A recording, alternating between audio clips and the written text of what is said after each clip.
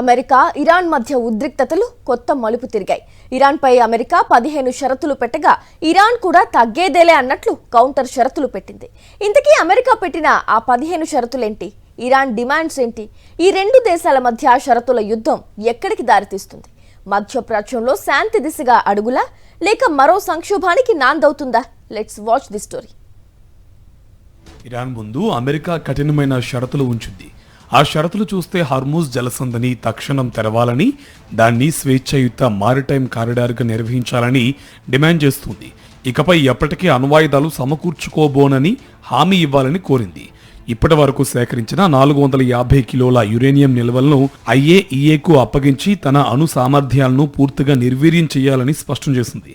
అణు కేంద్రాలను IAEA పూర్తి స్థాయిలో తనిఖీ చేసేందుకు అనుమతించాలని, ఇకపై ఇరాన్ భూభాగంలో అణుశుద్ధి కార్యకలాపాలు జరగరాదని తెలిపింది.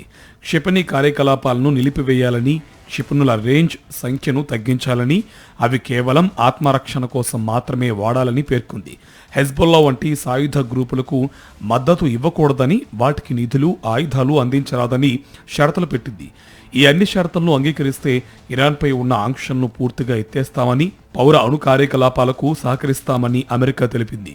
అమెరికా షరతులకు ఇరాన్ కౌంటర్ డిమాండ్లు పెట్టింది. మొదటగా ఇరాన్పై ఉన్న అన్ని ఆంక్షలను పూర్తిగా ఎత్తివేయాలని డిమాండ్ చేసింది.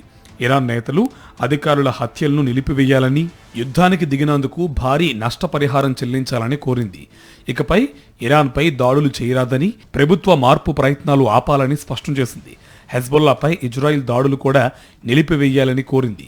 హార్మూజ్ జలసంధిపై ఇరాన్ సార్వభౌమత్వాన్ని శాశ్వతంగా గుర్తించాలని, నౌకల నుంచి సుంకం వసూలు చేయడాన్ని వ్యతిరేకించకూడదని తెలిపింది.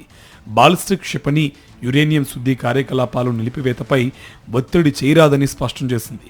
గల్ఫ్ నుంచి అమెరికా బలగాలను పూర్తిగా వెనక్కి తీసుకోవాలని, గల్ఫ్ జలాలపై పెత్తనం చేయరాదని డిమాండ్ చేసింది. గతంలా ఒప్పందాలను ఏకపక్షంగా రద్దు చేయరాదని కూడా హెచ్చరించింది. అమెరికా ఇరాన్ మధ్య షరతులు, ప్రతి షరతులు తీవ్రంగా మారుతున్న వేళ ఈ డిమాండ్ల యుద్ధం ఎటు దారి తీస్తుంది అన్నది ఇప్పుడు కీలకంగా మారింది. రాజీ దిశగా అడుగులు పడతాయా లేక విభేదాలు మరింత పెరుగుతాయా అన్నది చూడాల్సి ఉంది.